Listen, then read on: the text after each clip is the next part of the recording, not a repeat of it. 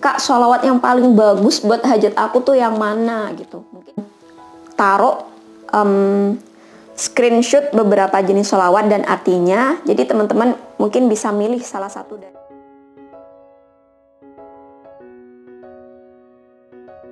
Assalamualaikum warahmatullahi wabarakatuh. Halo semuanya, jumpa lagi di DN Sutari. Oke, sebelumnya aku ngucapin selamat menunaikan ibadah puasa buat teman-teman semua. Semoga puasanya lancar dan mari kita isi bulan Ramadan ini dengan semakin mendekatkan diri kepada Allah melalui ibadah-ibadah dan juga menebarkan kasih sayang kepada semua makhluk di bumi ini. Mumpung di bulan puasa seperti ini menurut aku waktu atau momen terbaik untuk kita mulai riyadhah. Nah, salah satunya adalah riyadhah sholawat. Nah, makanya di video kali ini aku pengen share buat teman-teman yang masih bingung menentukan riyadhah bacaan sholawat yang mana.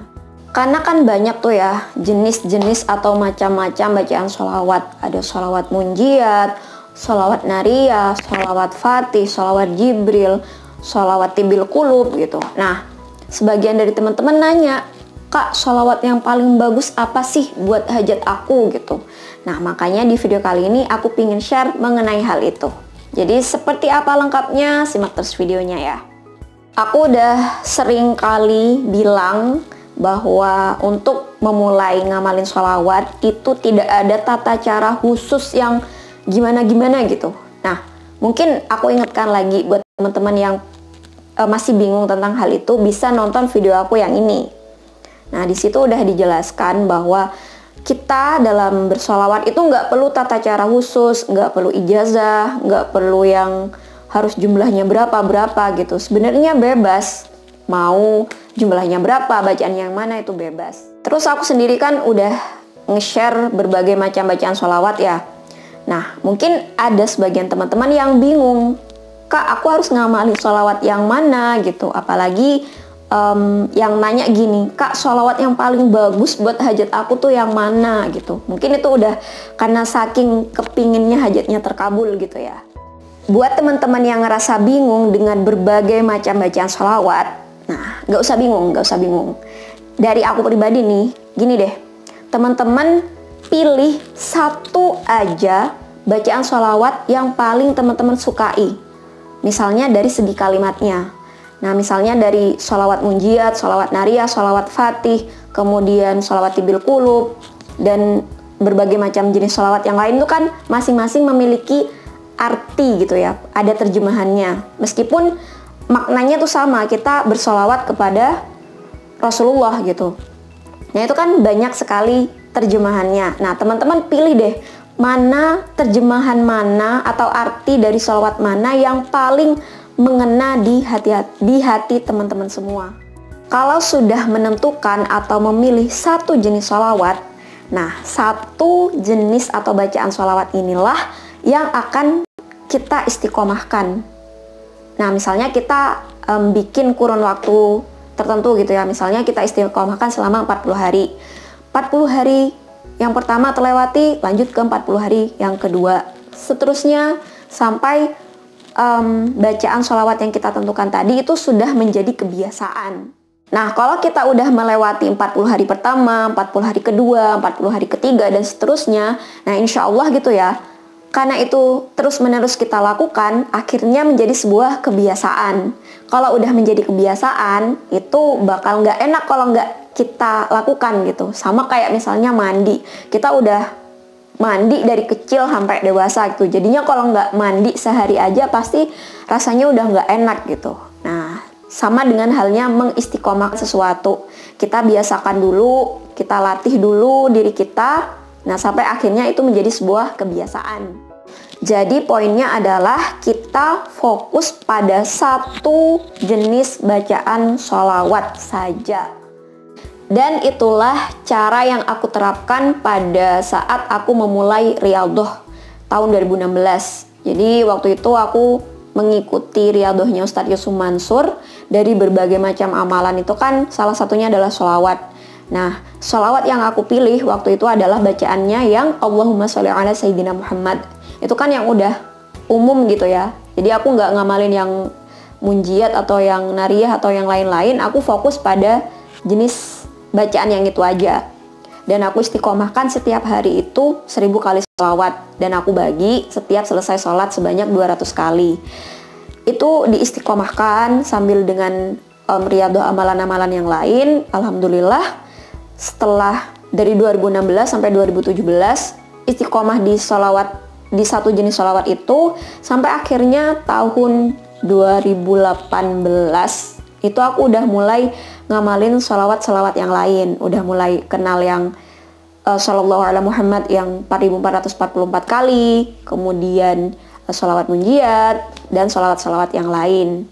Jadi untuk awalnya, mula-mulanya aku istiqomah di satu jenis sholawat saja. Ada juga nih adik-adik yang nanya ke aku, "Kak, aku udah ngamalin sholawat udah lama nih, tapi kok belum ada tanda-tanda keajaiban ya?" gitu. Nah, pas aku nanya balik, "Emang udah berapa lama sih ngamalin sholawatnya?" Nah, mereka jawabnya, baru 2 bulan sih gitu. Nah, buat adik-adik semua, teman-temanku semua, saat kita memulai gitu ya ngamalin sholawat, niatkan itu emang mau dilakukan seumur hidup gitu. Nah, sementara yang 40 hari itu adalah sebagai bentuk latihan. Dan gini deh, kamu milih jadi seorang yang the winner, pemenang, atau menyerah, kalah gitu, berhenti. Nah, kamu pilih yang mana? Dari banyaknya kisah-kisah yang aku baca, yang aku lihat, yang aku tahu langsung, orang-orang yang menjadi pemenang pada akhirnya itu adalah orang-orang yang bertahan, orang-orang yang tetap yakin, orang yang tetap mempertahankan keistiqomahannya dalam mengamalkan sholawat.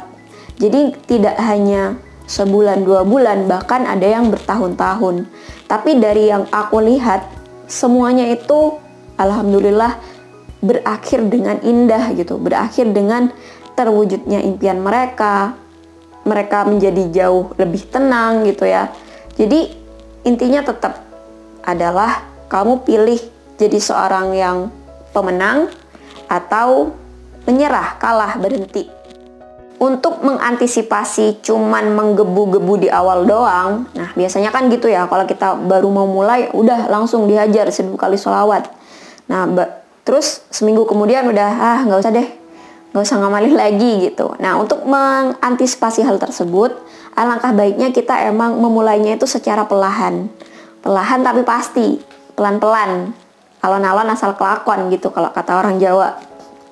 Jadi mulai aja dengan jumlah yang sedikit dulu. Misalnya 10 kali sholawat setiap harinya.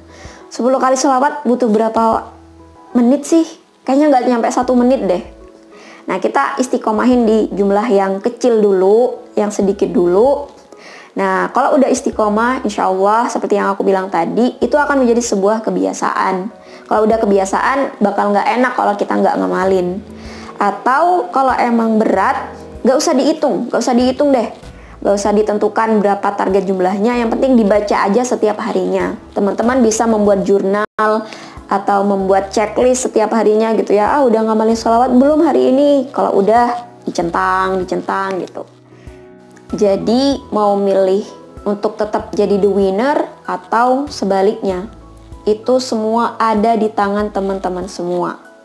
Dari aku sendiri cuman bisa share, cuman bisa mengajak, dan ya itu, Allah akan mengubah suatu kaum kalau kaum tersebut, kita ini mau ada inisiatif untuk berubah. Oke, cukup sekian video kali ini, semoga bermanfaat. Dan nanti setelah ini aku akan taruh screenshot beberapa jenis sholawat dan artinya. Jadi teman-teman mungkin bisa milih salah satu dari jenis sholawat tersebut. Atau di luar sana juga masih banyak juga jenis bacaan sholawat yang lain. Tinggal dipilih satu aja dulu, yang penting istiqomah.